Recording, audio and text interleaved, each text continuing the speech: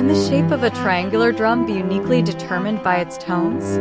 This question originates from a famous question posed by mathematician Mark Kac in his paper, "Can one hear the shape of a drum?" Just as the sound of a drum depends on its shape, the sounds of a triangular drum are unique to its specific geometry. By analyzing the spectrum of Dirichlet Laplacian, we can uncover the characteristics of the triangle. In this video, we will explore the fascinating relationship between a triangle's shape and its eigenvalues, using intuitive explanations and illustrations.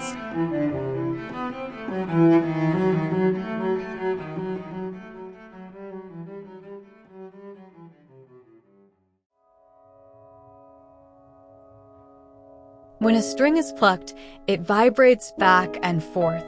The number of vibrations per second, or frequency, determines the pitch of the sound. Shorter strings vibrate faster, producing higher pitches, while longer strings vibrate slower, producing lower pitches.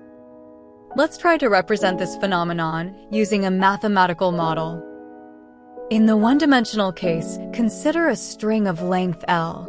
The eigenmodes of vibration can be described by the following equation.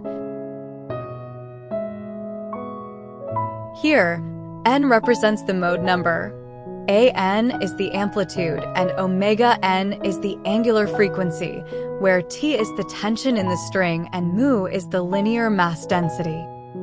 The relationship between the angular frequency omega and the length L of the string is expressed by this equation. From this equation, if we determine omega, we can also determine L. Therefore, mathematically, we can determine the original length of the string from the pitch of the sound it produces. How about in two dimensions? In the two-dimensional case, instead of the string problem, we consider the problem of a drum. Here, the sound of a string corresponds to the sound of a drum, and the length of the string corresponds to the shape of the drum. In one dimension, we could determine the length of the string from the sound it produces. In two dimensions, can we determine the shape of the drum from its sound? For a drum, which is a two-dimensional domain, we generally cannot express the vibrational characteristics, called eigenmodes, in an explicit formula. However, it is known that the eigenmodes U and the associated eigenfrequencies lambda satisfy the following differential equation.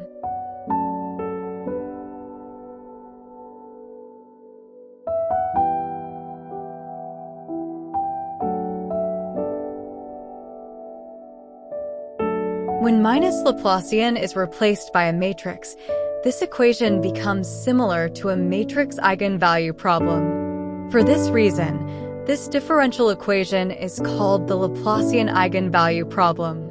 Since the condition U is 0 on the boundary partial omega is called the Dirichlet boundary condition.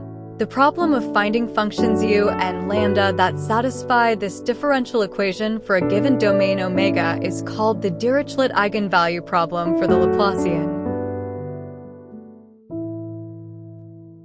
The lambda that satisfies this relationship is called the Dirichlet eigenvalue of the Laplacian, and it is known that for a given domain omega, the set of all lambdas forms a sequence of positive values. The kth eigenvalue corresponds to the kth fundamental frequency when the drum is struck. Determining the shape of a drum from its sound is like determining the shape of the domain omega from the sequence of eigenvalues. In the early 20th century, mathematician Hermann Weyl proved that it's possible to estimate the area of a drum from its sound, Weyl's law. Later, it was shown that the perimeter length can also be determined from the sound. Since a disk is the only shape that can be defined solely by its area and perimeter, the size of a circular drum can be determined from its sound. However, the question of whether differently shaped drums with equal area and perimeter could produce the same sound remained unanswered. In the 1960s, mathematician Mark Kac published a paper titled, "Can one hear the shape of a drum?" This question, known as the isospectral problem, attracted significant attention and prompted further research. The isospectral problem is a special case of the inverse problem, and Katz's paper title became a famous slogan for inverse problems. Mathematicians explored this question in various dimensions. In 1964, Milner discovered a pair of 16-dimensional drums with different shapes that produced the same sound. Other examples were found in different dimensions, but for a long time, no such pair was found in 2 dimensions. A breakthrough came in 1991 when Gordon and Webb, inspired by Wolpert, found 2D and 3D pairs of drums with equal area and perimeter, but different shapes that produced the same sound.